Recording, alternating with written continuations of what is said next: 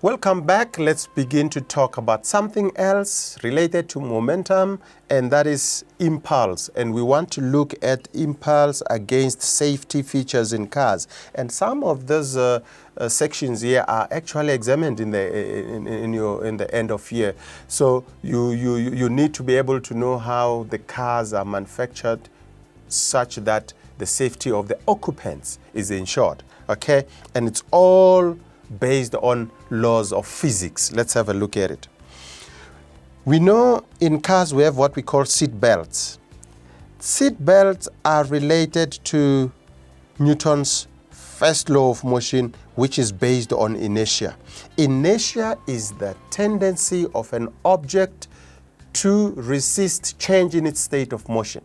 In other words, if you get into that car and you don't buckle up, should anything happen that maybe this car had to stop abruptly, suddenly, maybe it hits something, it collides with something, okay? It was moving quite fast, maybe at 80 kilometers per an hour or 100 kilometers per an hour. If it hits something and comes to a dead stop and you don't have your seat belt on, it means you're going to fly off that car at 100 kilometers per an hour because you are resisting that change in the state of motion of the car. So it's very important for you when you get inside the car, you buckle up so that you become part of the car, all right? Anything that happens to the car, you move with it so that you are safe, you can't be thrown out of the car in case of an accident. Okay, and please, make sure you understand Newton's first law. I'm not going to define it now. You know it. We have done it already. Crumple zone, what is this thing here? Now, you would have seen that new cars, even the small makes, okay, they are always made to look big, although small. Why? These sides that makes it to look big, it's actually part of what we call the crumple zone. This part, like in the front of the car, on the sides, even at the back, it takes time to crumple when this car hits something or it is hit by something. So it takes time because if it takes time to crumple until it comes to a stop, there is a longer time of contact between what is hit and this car. And in that case, you lessen the impact, the force with which the car hit or the force exerted by the car on this other object that it is hitting. And this is based on this impulse, Ft equals change in momentum. Now, if we want to know this is the force that causes the injuries, if we want to get that force, it means we should divide change in momentum by change in time. If we make this big, okay, it means we're making the force small. And this is the time of contact between whatever is hit by the car. Okay, if we make that time longer than that, then people inside that car are safe because this force here, which causes the damage, is minimized. It becomes small. Should this time of contact be small, little, you are going to have a big big force, and that big force is going to create so much damage to the insides of the car, which includes the occupants, which is you in there. Okay, so that is the crumple zone. Airbags do more or less that job of the crumple zone, but how do they do it?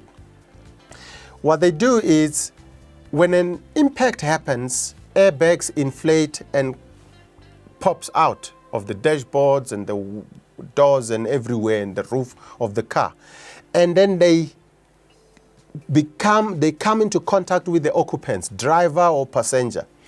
And when they come into contact with you, you have got a longer time of contact with this airbag such that that force again that I spoke about is lessened, it's made small.